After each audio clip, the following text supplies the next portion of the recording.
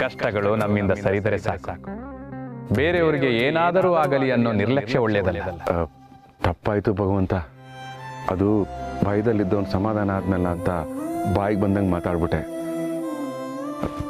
ಅವ್ರು ಏನು ಅನ್ಕೊಂಡಿದಾರೋ ಆ ಕೊಲೆ ಆಗೋದೇ ಬೇಡ. ಈ ಜಗತ್ತಲ್ಲಿ ಯಾರೇ ಆಗಿರಲಿ ಬೇರೆಯವರಿಗೆ ಒಳ್ಳೆಯದನ್ನು ಬಯಸ್ತಾರೆ. ಅವರ ಕಷ್ಟಗಳು ಬಗೆಹರಿಯಲಿ ಎಂದು ಕೋರಿಕೊಳ್ಳಿ. ಆಗ ಆಗುವ ಆನಂದವೇ ಬೇರೆ. ಹಾಗೆ ಆಗಲಿ ಭಗವಂತ, ನೀನು ಹೇಳ್ದಾಗೆ ನಡ್ಕೋತೀನಿ.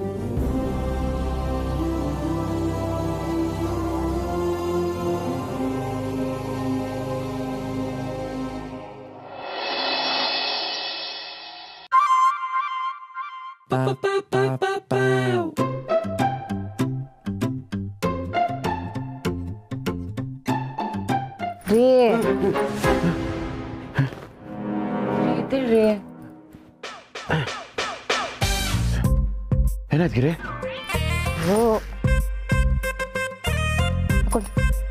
ಅಲ್ಲಲ್ಲ, ಇಲ್ಲಿ.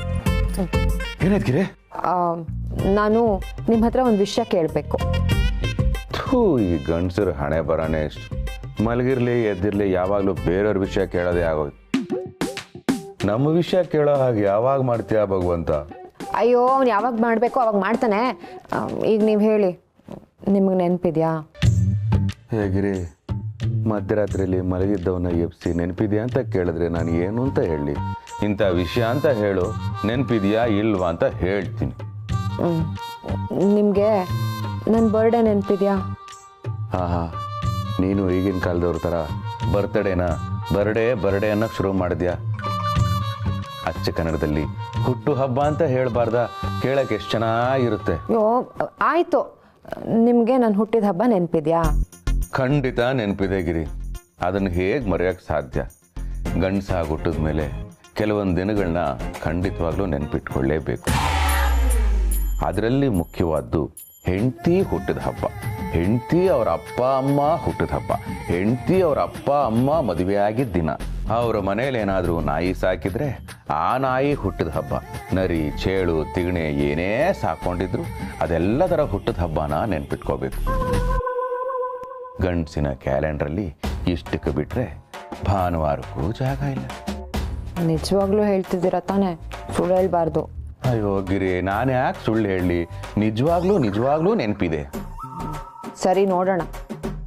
ನೆನ್ನೆ ಟಿ ವಿಲಿ ತೋರಿಸ್ತಿದ್ರು, ಗಂಡ ಅವನ ಹೆಂಡತಿ ಬರ್ಡೇನ ಮರ್ತ ಅಂತ. ಹೆಂಡತಿ ಏನು ಮಾಡಿದಾಳೆ ಗೊತ್ತಾ? ಗೊತ್ತು ಗಿರಿ, ಗೊತ್ತು. ಪಾಪ ಆ ಪುಣ್ಯಾತ್ಮ ಅವಳನ್ನು ಕಟ್ಕೊಳಕ್ಕೆ ಅದು ಏನು ಪಾಪ ಮಾಡಿದ್ನೋ ಏನೋ. ಬರ್ತ್ಡೇ ನೆನಪಿಲ್ಲ ಅಂತ ಅವಳು ಬರ್ತ್ಡೇ ದಿನ ಅವನು ಡೆತ್ ಡೇ ಮಾಡಿ ಊರವರೆಲ್ಲ ನೆನ್ಪಿಟ್ಕೊಳ್ಳೋ ಹಾಗೆ ಮಾಡ್ಬಿಟ್ಟಿದ್ದಾಳೆ. ಇದು ಎಂಥ ಅನ್ಯಾಯ ಅಲ್ವಾ ರೀ? ಹೆಂಡತಿ ಬರ್ಡೇನ ಮರೆಯೋದು ನ್ಯಾಯನ ಹಾಗಿದ್ರೆ? ಹೆಂಡತಿ ಬರ್ಡೇ ಮರೆಯೋ ಗಂಡ ಕಸ ಬೇರೆ ಮಾಡಿಲ್ಲ ಅಂದಾಗ ಹಾಕೋ ದಂಡ, ಇದೆರಡನ್ನು ಹೆಂಗಸರು ಯಾವತ್ತೂ ಕ್ಷಮಿಸಲ್ಲ, ನೆನ್ಪಿರ್ಲಿ. ಯಾವತ್ತೋ ಬರೋ ಬರ್ತ್ಡೇಗೆ ಇವತ್ತು ಯಾಕೆ ನನಗೆ ಹಾವಳಿ ಕೊಡ್ತಾ ಇದೆಯಾ? ಅಲ್ಲ, ನಿನ್ನ ಬರ್ತ್ಡೇನ ನಾನು ಯಾವತ್ತಾದರೂ ಮರ್ತಿದ್ದೀನ? ಕೇಕ್ ತರಕ್ಕೆ ಕಾಸಿಲ್ಲ ಅಂದ್ರು ಬನ್ನು ಗುಲ್ಕಲ್ ಮೇಲೆ ಮೊಂಬತ್ತಿ ಹಚ್ಚಿ ಕಟ್ ಮಾಡಿಸಿಲ್ವ? ಯಾಕ್ರಿ ಹೇಳ್ತೀರಾ? ಈ ದೊಡ್ಡ ಕರಳು ಸಣ್ಣ ಕರಳು ಎರಡು ಮಾತ್ರ ಇಟ್ಕೊಳ್ಳಿ, ಈ ಹೆಂಗರನ್ನ ಕಿತ್ತು ಬಿಸಾಕ್ಬಿಡಿ. ನೀವು ನಮ್ಮ ಆ್ಯನಿವರ್ಸರಿನೇ ಮರ್ತಿದ್ರಲ್ವಾ, ಅದಕ್ಕೆ ಬರ್ಡೇ ನೆನಪಿದ್ಯಾ ಅಂತ ಕೇಳಿದ್ನಪ್ಪ. ನೋಡ್ರಿ, ಆ್ಯನಿವರ್ಸರಿ ಮರ್ತಿದ್ದಕ್ಕೆ ಚಂಡಿ ಅವತಾರ ತಾಳಿದ್ದೆ. ಬರ್ತ್ಡೇ ಏನಾದರೂ ಮರ್ತ್ರೆ ಚಾಮುಂಡಿ ಹೋಗ್ಬಿಡ್ತೀನಿ. ಮಲ್ಕೊಳ್ಳಿ.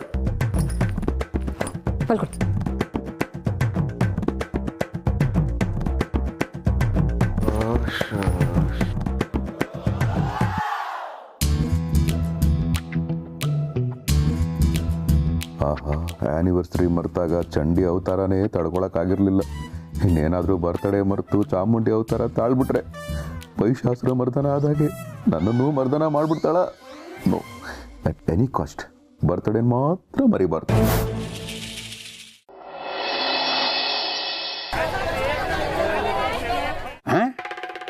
ಮಡದಿಯ ಹುಟ್ಟಿದ ದಿನ ವಿಶ್ ಮಾಡಲಿಲ್ಲವೆಂದು ಗಂಡನಿಗೆ ವಿಷ ಉಣಿಸಿದ ಪತ್ನಿ. ಸ್ಥಳದಲ್ಲೇ ಗಂಡ ಡಮರ್. ಕೇಳಿಸ್ಕೊಂಡೇನ ಶಿವು? ಇಲ್ಲೇ ನಿಂತಿದ್ದೀನಿ, ಕೇಳಿಸ್ತು. ಊರಿಗೆಲ್ಲ ಕೇಳಿಸೋ ಥರ ಓದ್ಬಿಟ್ಟು ಕೇಳಿಸ್ತೇನೋ ಶಿವು ಅಂತೆ. ತಾತ ಬರ್ತ್ಡೇಗೆ ವಿಶ್ ಮಾಡ್ಲಿಲ್ಲ ಅಂದ್ರೂ ಸಾಯಿಸ್ತಾರಾ? ಏ ಸ್ಕಂದ, ಅದ್ಯಾವುದೋ ಫೇಕ್ ನ್ಯೂಸ್ ಇರಬೇಕು, ಹಾಗೆಲ್ಲ ಯಾರೋ ಮಾಡ್ತಾರೆ. ಯಾಕೆ ಮಾಡಲ್ಲ ಪ್ರಾಣಿ? ನಾನು ನಿನ್ನೆ ಒಂದು ನ್ಯೂಸ್ ನೋಡಿದೆ. ಗಂಡ ಸರಿಯಾಗಿ ನೋಡ್ಕೋತಾ ಇಲ್ಲ ಅಂತ ಹೆಂಡತಿ ಅವ್ನ ಮೂಗಿಗೆ ಗುದ್ಬಿಟ್ಟಿದ್ದಾಳೆ. ಆಮೇಲೆ ಇನ್ನೇನು ರಕ್ತ ಸುರಿದು ಆ ಗಂಡ ಸತ್ತೇ ಹೋಗ್ಬಿಟ್ಟಿದ್ದಾನೆ. ಎಂತ ಕೆಟ್ಟ ಹೆಂಗಸಗಿರಿ ಅವಳು. ಕೆಟ್ಟ ಹೆಂಗ್ಸ್ ಹೇಗಾಗ್ತಾಳೋ? ಮಿಸ್ ಆಗಿ ಏಟು ಬಿದ್ದಿರ್ಬೋದು. ಅವಳೇನು ಗಂಡನ ಸಾಯಿಸ್ಬೇಕು ಅಂತ ಏನು ಹೊಡಿಲಿಲ್ವಲ್ಲ. ಒಟ್ಟಿನಲ್ಲಿ ಅವನ ಆಯಸ್ಸು ಮೂಗಿನಲ್ಲಿತ್ತು. ಕರೆಕ್ಟಾಗಿ ಹೇಳಿದ್ರಿ ಮಾವ. ಸಾಯಿಸ್ಲೇಬೇಕು ಅಂತಿದ್ರೆ ಮೂಗಿಗೆ ಯಾಕೆ ಗುದ್ಬೇಕಾಗಿತ್ತು? ಊಟದಲ್ಲಿ ವಿಷ ಹಾಕಿದ್ರು ಸತ್ತೋಗಿರೋರು. ಅಮ್ಮ, ನಾನಾಗಿದ್ದಿದ್ರೆ ಸ್ಪೈಡರ್ ಮ್ಯಾನ್ ತರ ವೆಬ್ನ ಬಿಟ್ಟು ಎಳ್ದು ಹೊಡಿತಿದ್ದೆ. ಬಾಯಿ ಮುಚ್ಕೊಂಡು ಕೆಲಸ ನೋಡು. ವೆಬ್ ಬಿಟ್ಟು ಬಿಟ್ಟು ಹೊಡಿತಾನಂತೆ. ಆಮೇಲೆ ಟೀಚರು ನಿನ್ನ ಎಳೆದು ಹೊಡಿತಾರೆ. ಅಲ್ಲಪ್ಪ, ಬೆಳಗ್ಗೆ ಒಳ್ಳೆ ನ್ಯೂಸ್ ಓದು ಅಂದರೆ ಕೊಲೆ, ದರೋಡೆ, ಆಕ್ಸಿಡೆಂಟು, ಬರೀ ಇಂಥ ನೆಗೆಟಿವ್ ವಿಚಾರಗಳನ್ನೇ ಓದ್ತಿಯಲ್ಲಪ್ಪ. ನ್ಯೂಸಲ್ಲಿ ಇರೋದೇ ಆದ ಕಣೆಯ. ಕೇಳಿಲಿ, ಈಗಿನ ಕಾಲದಲ್ಲಿ ಒಳ್ಳೇದಕ್ಕೆ ಆಗಲಿ ಸೌಮ್ಯತನಕ್ಕೆ ಆಗಲಿ ಬೆಲೆ ಇಲ್ಲ. ವಡಿ ಬಡಿ ಕಡಿ ಇದಕ್ಕೆ ಬೆಲೆನಪ್ಪ. ಅಯ್ಯೋ, ಯಾರೋ ಹೆಂಡತಿ ಅವ್ರ ಗಂಡಂಗೆ ಹೊಡೆದ್ರೆ ನಮ್ಗೆ ಏನಾಗಬೇಕು? ನಮ್ಮ ಜಗತ್ತು ಚೆನ್ನಾಗಿದ್ಯಾ ಅಷ್ಟು ಸಾಕು. ಊರು ಸಬ್ರಿ ಕಟ್ಕೊಂಡು ನಮ್ಗೇನಾಗಬೇಕು? ಕರೆಕ್ಟ್. ಕೊಡು, ಆಫೀಸ್ಗೆ ಲೇಟ್ ಆಗ್ತಾ ಇದೆ. ನೋಡಪ್ಪ, ನೀನು ಆಫೀಸ್ಗೆ ಹೋದ್ರೂ ಹೆಲ್ಮೆಟ್ ತೆಗಿಬೇಡ. ಯಾಕೆ? ಯಾಕೆಂದ್ರೆ ನಿಮ್ಮ ಡೀಲಿಂಗ್ ರಾಜನಿಗೆ ಕೋಪ ಜಾಸ್ತಿ. ನಿನ್ನ ಮೂಗಿಗೆ ಗುದ್ದುಬಿಟ್ಟಾನು. ಯಾಕಪ್ಪ ಹಿಂಗೆ ಹೇಳ್ತೀಯಾ? ಇದು ಮೂಗೆಚ್ಚರಿಕೆ. ಅದು ಸರಿ. ಮೊದಲೇ ಅವ್ರ ಮೂಗುದ್ದ, ಮೂಗಿನ ತುದಿಲೇ ಇರುತ್ತೆ ಕೋಪ. ಬರ್ತೀನಿ. ಹುಷಾರು ರೀ. ಆಯ್ತು, ಬಾಯ್. ಸ್ಥಿರ ಸ್ವತ್ತಿನ ಬಹಿರಂಗ ಹರಾಜು ಪ್ರಕಟಣೆ. ಶಿವಪ್ಪನೆ, ಎಲ್ಲಾರು ಮಂಕಿಗಳೇ ಮಂಕಿ ಕ್ಯಾಪ್ಗಳನ್ನ ಹಾಕಿ ನೋಡಿದೇನಪ್ಪ? ಎಲ್ಲಿ? ಇಲ್ಲಿ. ಹೌದು, ನಾನು ಅಬ್ಸರ್ವೇ ಮಾಡಲಿಲ್ಲ. ಏನ್ ಬಸ್ಕಿ ಮಂಕಿ ಕ್ಯಾಪ್ ಎಲ್ಲ ಹಾಕೊಂಡು? ಅದು ಶಿವು, ಚಳಿಗಾಲ ಅಲ್ವಾ, ಅದಕ್ಕೆ precaution. Hey, very good. I like this health conscious. Mehta ಕಂಪ್ನಿಯವ್ರು ಕೊಟೇಶನ್ ಕಳಿಸಿದ್ರಲ್ಲ, ಅದೊಂದು ಚೂರು ಕಳಿಸಿ. ಅದನ್ನ ನಾನು ಮಾರ್ಗಿ ಮೇಡಮ್ ಕಳಿಸಿದ್ದೀನಿ ಮೇಡಮ್. ಅದೇನು ನೋಡಿ. ಶಿವ್ ಸರ್, ಅದನ್ನ ನಾನು ಆಲ್ರೆಡಿ ಮೇಲ್ ಮಾಡಾಯ್ತು. ಈಗ ಬಾಕಿ ಇರೋದು ಹರ್ಷ ಕಂಪ್ನಿದ್ ಮಾತ್ರ. ಅದನ್ನು ಬಾಸ್ಕಿನ ತಾನೇ ಮಾಡಬೇಕು. ಮಾಡಿ ಕಳಿಸ್ತೀನಿ ಅಂತ ಹೇಳಿದ್ದಲ್ಲಪ್ಪ, ಯಾಕೆ ಲೇಟ್ ಮಾಡ್ತಾ ಇದೆಯಾ? ಅಲ್ಲ, ಈ ಅಪ್ನು ನೆನ್ನೆನೂ ಆಫೀಸ್ಗಳಿಗೆ ರಜೆಗಳು ಹಾಕಿದ್ದ. ಇವತ್ತು ಆಫೀಸ್ಗಳಿಗೆ ಬಂದರೂ ಕೆಲಸಗಳು ಮಾಡಿಲ್ಲ. ಹೌದು ಬಾಸ್ಕಿ, ನಿನ್ನೆ ರಜಾ ಎಲ್ಲೋಗಿದ್ದೆ? ಸರ್, ಅದು ಹೆಂಡ್ತಿನ ಕರ್ಕೊಂಡು ಔಟಿಂಗ್ ಹೋಗಿದ್ದೆ ಸರ್. ಬರೋದು ಬೆಳಿಗ್ಗೆ ಲೇಟ್ ಆಯ್ತು, ಅದಕ್ಕೆ ಕೆಲಸ ಎಲ್ಲ ಬ್ಯಾಲೆನ್ಸ್ ಉಳಿದಿದೆ. ಮತ್ತೆ ನಿನ್ನೆ ರಾತ್ರಿ ನಿಮ್ಮ ಗಾಡಿನ ರೋಡಲ್ಲಿ ನೋಡಿದ್ನಲ್ಲ? ಚಾನ್ಸೇ ಇಲ್ಲ, ಬಂದಿರೋದೇ ಬೆಳಗಿನ ಜಾವ ಅಂತೀನಿ. ನೀನ್ ಹೆಂಗ್ ನೋಡ್ದೆ? ಬೆಳಗಿನ ಜಾವ ಬಂದಿದ್ರೆ ನಿನ್ನೆ ರಾತ್ರಿ ಆಸ್ಪತ್ರೆ ಮುಂದೆ ಗಾಡಿ ನಿಲ್ಲಿಸಿ ಒಳಗೆ ಹೋಗಿ ರಿಸೆಪ್ಷನಲ್ಲಿ ಹೆಸರು ಬರ್ಸಿ ಡ್ರೆಸ್ಸಿಂಗ್ ಯಾಕೆ ಮಾಡಿಸ್ಕೊತಾ ಇದ್ರಿ ಸರ್? ಬ್ಯಾಂಡೇಜಾ? ಏನ್ ಬಾಸ್ಕಿ, ಏನಾಯ್ತು?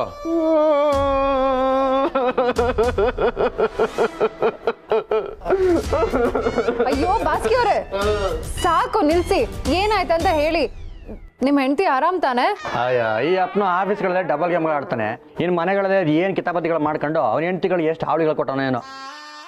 ಚೇಚೆ, ಈಗಿನ ಕಾಲದ ಗಂಡು ಮಕ್ಳಿಗೆ ಹೆಂಡತಿನ ಹೇಗೆ ನೋಡ್ಕೋಬೇಕು ಅಂತಲೇ ಗೊತ್ತಾಗಲ್ಲ. ಸಾಕು ನಿಲ್ಸ್ರೆ, ನನ್ನ ಹೆಂಡ್ತಿಗೆ ಏನಾಗಿಲ್ಲ, ಆಗಿರೋದೆಲ್ಲ ನನಗೆ. ನಿನಗ ಏನಾಯ್ತು ಬಸ್ಕಿ?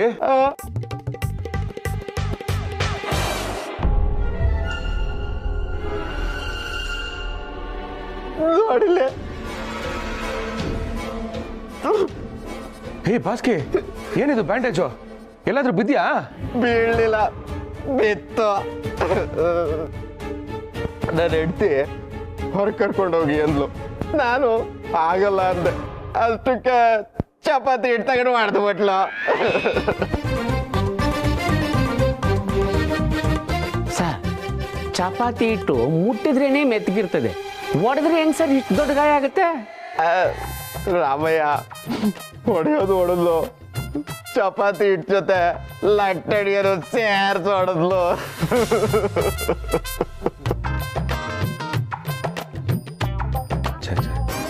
ಎಂಥ ಅನ್ಯಾಯ ಆಗೋಯ್ತು ಭಾಸ್ಕರ್.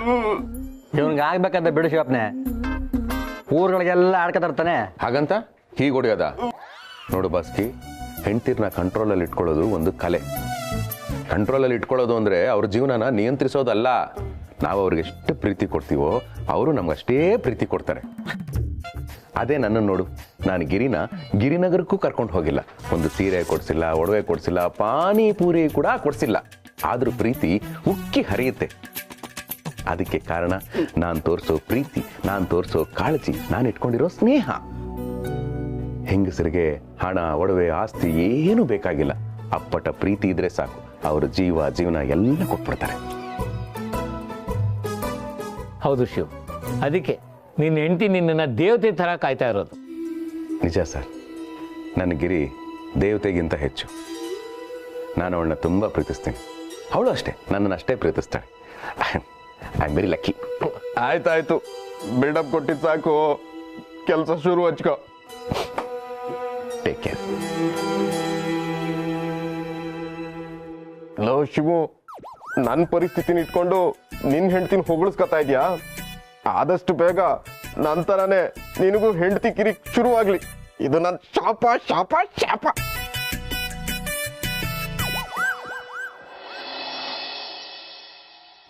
ನನಗೇನಾದರೂ ದುಡ್ಡು ಬಂದರೆ ಫಸ್ಟ್ ಈ ಗಾಡಿನ ಬಿಸಾಕಿ ಹೊಸ ಗಾಡಿ ಕೊಂಡ್ಕೋತೀನಿ ಅಂತ ಬಾಯಿ ಮಾತು ಕೇಳಿದೆ. ಅದನ್ನು ನನ್ನ ಗಾಡಿ ಮನ್ಸಿಗೆ ತಗೊಂಡು ಕೈ ಕೊಟ್ಬಿಡ್ತು. ನನ್ನ ಕೈ ಗಾಡಿ ಕೊಡೋದಕ್ಕೆ ಗ್ಯಾರೇಜ್ ಒಂದು 2 ದಿವಸ ಆಗುತ್ತೆ ಅಂತ ಹೇಳ್ದ. ನೋಡು, ನಾನು ಹೇಳೋದನ್ನ ಒಂದೇ ಒಂದು ಸಲ ಕೇಳು. ಓ, ನೆನ್ನೆ ಕೇಳಿಸಿದ ಭಾಷೆ. ಅಪ್ಪ ಯಾರೋ ಶಿವನ ಎತ್ಬಿಡೋಣ ಅಂತ ಮಾತಾಡ್ಕೊತಾ ಇದ್ರು. ಅವನ್ನ ಸಾಯಿಸ್ಬಿಟ್ರೋ ಏನು? ಛೀ, ನರಹಂತಕರು.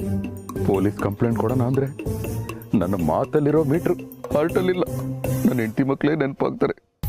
ನೋಡು ಬೇಬಿ, ಇಷ್ಟು ದಿನ ನೀನು ಯಾವ ಪ್ರಯತ್ನನೂ ಪಟ್ಟಿಲ್ಲ, ಅದಕ್ಕೆ ಶಿವಪ್ರಸಾದ್ ಸತ್ತಿಲ್ಲ. ಒಬ್ಬ ಗಂಡಸನ್ನ ಕೊಲ್ಲೋದು ತುಂಬ ಅಂದರೆ ತುಂಬಾ ಸುಲಭ. ಅವನಿಗೆ ಕೊಡೋ ಟೀ, ಊಟ, ಶರ್ಬತ್ತು, ಜ್ಯೂಸು, ಕೇಸರಿ ಬಾತು ಯಾವುದರಲ್ಲೋ ಒಂದರಲ್ಲಿ ವಿಷ ಹಾಕ್ಬೋದು. ಅಷ್ಟೇ ಯಾಕೆ, ಮಲಗಿರುವಾಗ ದಿಂಬು ಹೊತ್ತಿ ಸಾಯಿಸ್ಬೋದು. ಇಲ್ಲ ಸ್ನಾನ ಮಾಡುವಾಗ ಬಾತ್ರೂಮ್ ಕಿಟಕಿಯಿಂದ ಹಾವು ಬಿಟ್ಟು ಆರಾಮಾಗಿ ಅವನ್ನ ಸಾಯಿಸ್ಬೋದು. ಸುಮಾರು ಆಪ್ಷನ್ಸ್ ಇದೆ. ಇವಾಗ ಮೊದಲು ಆಗಬೇಕಾಗಿರೋ ಕೆಲಸ, ಆ ಶಿವಪ್ರಸಾದ್ ಸಾಯಬೇಕು. 2 4 ಆಗಲಿ, ಆಕಾಶ ಭೂಮಿ 2 ಒಂದಾಗಲಿ, ಆ ಸೇಲ್ಸ್ ಮ್ಯಾನ್ ಶಿವಪ್ರಸಾದ್ನ ನಾವು ಮುಗಿಸ್ಲೇಬೇಕು. ಸೇಲ್ಸ್ ಮ್ಯಾನ್ ಶಿವಪ್ರಸಾದ ಅಂದರೆ ನಾನೇ? ಭಗವಂತ, ನಿನ್ನೆ ಶಿವು ಅಂದರೆ ನೀನೊಬ್ಬನ ಪ್ರಪಂಚದಲ್ಲಿ ಅಂತ ಹೇಳಿದೆ. ಇವತ್ತು ನೋಡು, ಅವರು ಸ್ಪೆಸಿಫಿಕ್ ಆಗಿ ಸೇಲ್ಸ್ ಮ್ಯಾನ್ ಶಿವಪ್ರಸಾದ್ ಅಂತಾನೆ ಹೇಳ್ತಿದ್ದಾರೆ. ಅಲ್ಲ, ಕೊಲೆ ಆಗೋ ರೇಂಜ್ಗೆ ಜೀವನದಲ್ಲಿ ಬೆಳೆದ್ಬಿಟ್ಟ ನಾನು? ಚಾನ್ಸೇ ಇಲ್ಲ. ಆದರೂ ಯಾಕೆ ಇವರು ನನ್ನನ್ನೇ ಕೊಲೆ ಮಾಡಬೇಕು ಅಂತ ಗುರಿ ಇಟ್ಕೊಂಡಿದ್ದಾರೋ ನನಗಂತೂ ಗೊತ್ತಾಗ್ತಾ ಇಲ್ಲ. ಹೌದು ಚಿನ್ನ, ನಂಗಂತೂ ಆ ಶಿವಪ್ರಸಾದಿಂದ ಸಾಕಾಗಿ ಹೋಗಿದೆ. ಅವನ ಮುಖ ನೋಡಿದ್ರೆ ಹಿಂಸೆ ಅನ್ಸುತ್ತೆ. ಮೊದಲು ಅವನ್ನ ಮುಗಿಸಿ ಆಮೇಲೆ ನಿನ್ ಮುಂದೆ ಬರ್ತೀನಿ.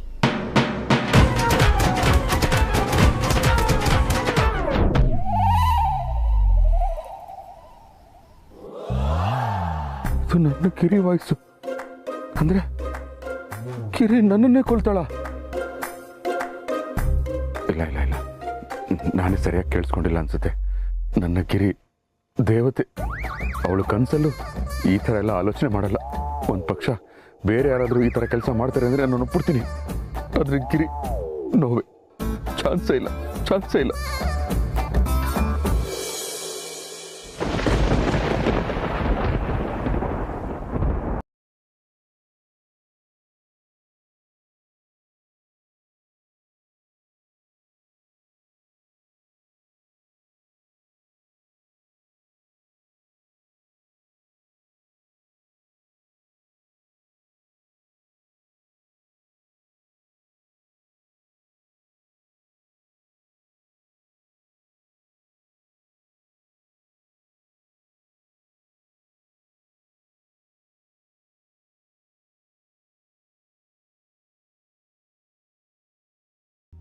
ನಾನಿಷ್ಟೊತ್ತು ಕೇಳಿಸ್ಕೊಂಡಿದ್ದು ನಿಜವಾಗ್ಲೂ ಗಿರಿ ವಾಯ್ಸೆ. ಗಿರಿ ನನ್ನನ್ನು ಕೊಲ್ತಾಳ? ಭಗವಂತ, ಏನೇ ಟ್ವಿಸ್ಟು! ಗಿರಿ ವೈದಿಸ್ ಕೊಲೆವೆರಿ ಅಲ್ಲ. ಈ ಗಿರಿ ಯಾಕೆ ಹೀಗಾಡ್ತಿದ್ದಾಳೆ ಅಂತಾನೆ ಅರ್ಥ ಆಗ್ತಾ ಇಲ್ವೇ? ಕೊಲೆ ಮಾಡುವಂಥದ್ದು ನಾನೇನು ಮಾಡಿದ್ದೀನಿ? ಈ ವಿಷಯನ ಅಪ್ಪನಿಗಾಗ್ಲಿ ಮಕ್ಕಳಿಗಾಗ್ಲಿ ಹೋಗಿ ಹೇಳಿದ್ರೆ ಅವ್ರು ಖಂಡಿತ ನಂಬಲ್ಲ. ಅವ್ರು ಯಾಕೆ ನನ್ನ ಕೈಲೇ ನಂಬಕ್ಕಾಗ್ತಾ ಇಲ್ಲ. ಹಾಗಂತ ಸುಮ್ಮನಿದ್ಬಿಡ್ಲ, ಬೈದಲ್ಲೇ ಸತ್ತೋಗ್ಬಿಡ್ತೀನಿ. ಯಾರಿಗಾದ್ರೂ ಈ ವಿಷಯ ಹೇಳಿ ಕ್ಲಾರಿಟಿ ತಗೋಬೇಕು.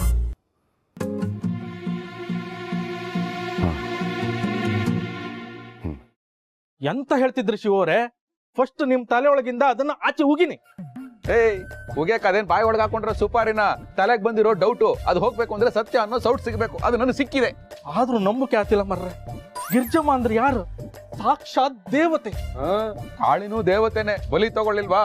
ಹಂಗೆ ಗಿರಿನು ನನ್ನ ಬಲಿ ತಗೊಂಡ. ಆದ್ರೂ ಗಿರ್ಜಮ್ಮ ಅಂತವ್ರಲ್ಲ ಶಿವರೇ. ನನ್ನ ಮಾತು ಕೇಳಿ.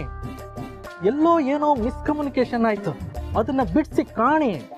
ನಾನ್ ನಂದಿ ಬೆಟ್ಟದಲ್ಲಿರೋ ಕೋತಿ ಬಂದವ್ರು ಕೂದ್ಲು ಕೆದ್ರಿ ಏನ್ ಬಿಡ್ಸಕ್ಕೆ ರೀ? ನನ್ ಬೈದಲ್ಲಿ ನಾವಿದ್ರೆ ನೀವ್ ಒಳ್ಳೆ ಅಲ್ಲ ರೀ. ನೀವು ಪೊಲೀಸು ಅಂತ ನಿಮ್ಮ ಹತ್ರ ಐಡಿಯಾ ಕೇಳಿದ್ರೆ ಏನೇನೋ ಹೇಳ್ತಿರಲ್ರಿ. ಶಿವರೇ, ಹೆದರ್ಕಣ್ಬೇಕು. ಗಂಡ ಹೆಂಡತಿ ಸಂಬಂಧ ಅಂದ್ರೆ ಎಂತ? It's A relationship between husband and wife. It should be like fish and water, not like fish and fisherman. ಅದ್ ನನಗ್ ಗೊತ್ತು. ಮುಂದೆ ಕೇಳಿ ಸ್ವಾಮಿ. ನಾನು ಅದನ್ನೇ ಹೇಳಕ್ ಬಂದೆ ಮರ್ರೆ. ಆದ್ರೆ ನೀವೇ ಹೇಳಿಬಿಟ್ರಿ. ಈಗ ನನ್ನ ಹತ್ರ ಹೇಳೋಕೆ ಎಂತದೂ ಇಲ್ಲ. ಒಂದ್ ನಿಮಿಷ. ರಿಲೇಶನ್ಶಿಪ್ ಕೋರ್ಸ್ ರೀ ಕಾಶಿ ಅವರೇ, ರಿಲೇಶನ್ಶಿಪ್ ಕೋರ್ಸ್ನೆಲ್ಲ ಹುಡುಕಿ ನೀತಿ ಪಾಠ ಹೇಳೋಷ್ಟು ಟೈಮ್ ಎಲ್ಲ ಇಲ್ಲಪ್ಪ. ನೋಡಿ, ನನ್ನ ಧರ್ಮ ಪತ್ನಿ ನನ್ನ ಕೊಲ್ಲೋ ಪ್ರಯತ್ನದಲ್ಲಿದ್ದಾಳೆ. ನಾನು ಜೀವ ಭಯದಲ್ಲಿದ್ದೀನಿ. ನನ್ನ ಪ್ರಾಣ ಅಪಾಯದಲ್ಲಿದೆ. ದಯವಿಟ್ಟು ಅದನ್ನ ಕಾಪಾಡಿ. ಶಿವರೇ, ಹೆದರ್ಕಣ್ಬೇಡಿ. ಹೆಂಡತಿ ಆದವಳು ಗಂಡನ್ ಕೊಲ್ತೆ ಅಂದಳಿ ಬಪ್ಪತ್ತಿಗೆ ಆ ಫೀಲ್ ಹೆಂಗಿರುತ್ತಂದಳಿ ನಂಗೂ ಗೊತ್ತಿತ್ತು. ಕಾಶಿ ಅವರೇ, ಗೌರಿನೂ ನಿಮಗೆ ಮರ್ಡರ್ ಮಾಡ್ಬೇಕು ಅಂತ ಸ್ಕೆಚ್ ಹಾಕಿದ್ಲಾ? ಅಯ್ಯೋ ಶಿವರೇ, ಹಾಂಗಲ್ಲ ಮರ್ರೆ. ನಾನೇ ನನ್ನ ಹೆಂಡತಿ ಅಂದಳಿ ಹೇಳ ಮರ್ರೆ, ಬೇರೆಯವ್ರ ಹೆಂಡತಿ. ಆರು ಸ್ವಂತ ಹೆಂಡತಿ ಕೊಲ್ಲಕ್ ಬತ್ತಳಂಬುದನ್ನ ನಂಬುದೇ ಕಷ್ಟ ಮರ್ರೆ. ಆರು ನೀವು ಹೇಳ್ತೀರಿ ಅಂದಳಿ ನಂಬ್ತಿದ್ದೆ. ಯಾವುದಕ್ಕೂ ನಾವು ಸೆಕೆಂಡ್ ಒಪಿನಿಯನ್ ತಗೊಂಡು ಒಳ್ಳೇದು. ಎಂತಕಂದ್ರೆ ಗಿರ್ಜಮ್ಮ ಇರುವೆಗೂ ಸಕ್ಕರೆ ಹಾಕುವಂತವ್ರು. ಇರುವೆ ಬಾಯಿಗೆ ಸಕ್ಕರೆ ಹಾಕೊಳ್ಳು, ಗಂಡನ ಬಾಯಿಗೆ ಮಣ್ಣು ಹಾಕಲ್ಲ ಅಂದ್ರೆ ಏನ್ ಗ್ಯಾರಂಟಿ? ಶಿವರೇ, ಇದು ಎಂತ ಮಾತಾಡ್ತಿದ್ರಿ ನೀವು? ನಾನು ಏನ್ ಮಾಡ್ಲಿ ಕಾಶಿ ಅವರೇ? ಈ ತರ ಪದ ಪ್ರಯೋಗ ಮಾಡೋದಕ್ಕೆ ನನಗೂ ಇಷ್ಟ ಇಲ್ಲ. ಆದ್ರೆ ಪ್ರಾಣ ಭಯ ನನ್ನ ಬಾಯಿಯಿಂದ ಈ ತರ ಪದಗಳನ್ನ ಉದುರಿಸ್ತಾ ಇದೆ. ದಯವಿಟ್ಟು ನನ್ನ ಜೀವನ ಕಾಪಾಡಿ. ಶಿವರೇ, ಏನು ಹೆದರ್ಕೊಂಡು ಈಗ ಒಳಗೆ ಹೋಗ. ನಾನು ಪೊಲೀಸ್ ತಲೆ ಉಪಯೋಗಿಸಿ ಇನ್ವೆಸ್ಟಿಗೇಷನ್ ಶುರು ಮಾಡ್ತೀನಿ. ನೀವು ಹೇಳದ್ದೇ ಸರಿಯಾಮಂಗಿದ್ರೆ ನಿಮ್ ಸಪೋರ್ಟಿಗೆ ಆ ದೇವ್ರಿ.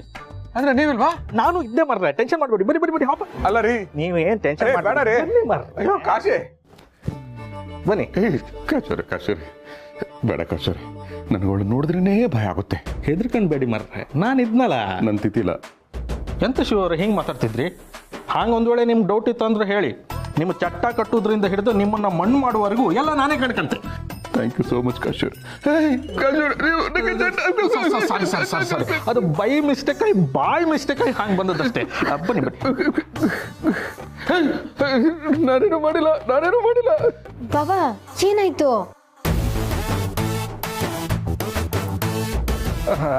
ಅದು ಸ್ಟೇಷನ್ ಅಲ್ಲಿ ಕಳ್ಳರು ಹ್ಯಾಂಗ್ ಬಿಹೇವ್ ಮಾಡ್ತಾರ ತೋರಿಸಿ ಕಾಂಬಂದಲ್ಲಿ ಹೇಳ್ತಾ ಇದ್ದಿದ್ದೆ. ಅದನ್ನೇ ತೋರಿಸ್ತಾ ಇದ್ದೀರ. ಅದನ್ನ ನೀವು ತಾನೇ ತೋರಿಸ್ಬೇಕು. ಬಾಬಾ ಹೇಗೆ ತೋರಿಸ್ತಾರೆ? ಅದು ರಿಯಲ್ ಸ್ಟೇಷನ್ ಅಂದಳಿ ಅನ್ಕಂಡ್ಯ. ಇಲ್ಲ, ಈ ಪಿಕ್ಚರ್ ಅಲ್ಲಿ ಕಳ್ಳರೆಲ್ಲ ಹ್ಯಾಂಗ್ ಬಿಹೇವ್ ಮಾಡ್ತಾರ ಅಂದಳಿ ತೋರಿಸಿ ಅಂದೆ.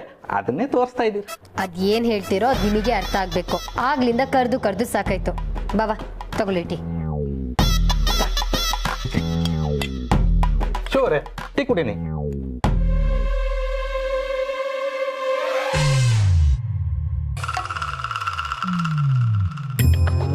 ಏನಾಯ್ತು? ಈ ಟೀ ನಾನು ಕುಡಿಬೇಡಿ. ಗಿರ್ಜಮ್ಮ, ಎಂತಾಯ್ತು? ಇವ್ರಿಗೋಸ್ಕರ ಅಂತ ಅಂಗಡಿಯಿಂದ ಸ್ಪೆಷಲ್ ಆಗಿ ಟೀ ಪುಡಿ ತಂದಿದ್ದೀನಿ. ಅದರಲ್ಲೇ ಟೀ ಮಾಡ್ಕೊಡ್ತೀನಿ. ಅಯ್ಯೋ ಗಿರಿ, ಆಲ್ರೆಡಿ ಇದೆಯಲ್ಲ ಸ್ಪೆಷಲ್ ಆಗಿ ಇನ್ನೊಂದು ಟೀ ಯಾಕೆ? ಅಯ್ಯೋ, ಹೇಳಿದ್ನಲ್ಲ ಸ್ಪೆಷಲ್ ಅಂತ. ನೀವು ಒಳ್ಳೆ ಕುಡೀಲಿ. ಗೌರಿ, ಈ ಟೀನ ನೀನೇ ಕುಡಿ. ನಿಮಗೋಸ್ಕರ ಸ್ಪೆಷಲ್ ಆಗಿ ಟೀ ಮಾಡಿ 2 ಸ್ಪೂನ್ ಎಕ್ಸ್ಟ್ರಾನೇ ಹಾಕೊಂಡ್ ಬರ್ತೀನಿ. ಗಿರ್ಜಮ್ಮ, ಅದು 2 ಸ್ಪೂನ್ ಎಕ್ಸ್ಟ್ರಾ ಹಾಕ್ತೀನಿ ಅಂದ್ರಲ್ಲ, ಅದೆಂತ? ಅಯ್ಯ, ಸಕ್ಕರೆ. ಇನ್ನೇನು ವಿಷನ ಹಾಕಕ್ಕಾಗತ್ತೆ? ತಂದೆ ಇರು. ಗೊತ್ತಾಯ್ತಾ ಇವಾಗ್ಲಾದ್ರು? ಇನ್ನೊಂದ್ಸರಿ ಬೇಕಾದ್ರೆ ಕನ್ಫರ್ಮ್ ಮಾಡ್ಕೊಳ್ಳೋಣ. ಗಿರಿ, ಒಂದ್ ಪ್ರಶ್ನೆ. ಹಾ, ಕೇಳಿ. ಹೆಣ್ಣಿಗೆ ಕೋಪ ಬಂದ್ರೆ ಏನ್ ಮಾಡ್ತಾಳೆ? ಅಂದ್ರೆ ಒಂದು ಹೆಣ್ಣಿಗೆ ಜಾಸ್ತಿ ಕೋಪ ಬಂದ್ರೆ ಯಾವ ಹಂತದವರೆಗೂ ಹೋಗ್ಬೋದು? ಎಂಥ ಪ್ರಶ್ನೆ ಕೇಳಿದ್ರಿ. ಕೋಪ ಅನ್ನೋದು ಹುಟ್ಟಿದ್ದೆ ಹೆಣ್ಣಿನ ಹೊಟ್ಟೆಲಿ. ಗಿರಿ, ಹೆಣ್ಮಕ್ಳಿಗೆ ಯಾಕೆ ಅಷ್ಟೊಂದು ಕೋಪ? ರೀ, ಕಾಳಿ, ದುರ್ಗೆ, ಚೌಡಿ ಇವ್ರಿಗೆಲ್ಲರಿಗೂ ಕೋಪನೇ ಆಭರಣ. ಈ ಪುರುಷ ಪ್ರಧಾನ ಸಮಾಜದಲ್ಲಿ ಹೆಣ್ಣಿನ ಮೇಲೆ ಆಗ್ತಿರೋ ದೌರ್ಜನ್ಯನ, ಅನ್ಯಾಯನ, ಶೋಷಣೆನ ತಡೆಯೋದಕ್ಕೆ ಹೆಣ್ಣು ಕಾಳಿಯಾಗೋ, ದುರ್ಗಿಯಾಗೋ, ಚೌಡಿಯಾಗೋ ಅವತಾರ ಎತ್ತಿ ಬರ್ತಾಳೆ.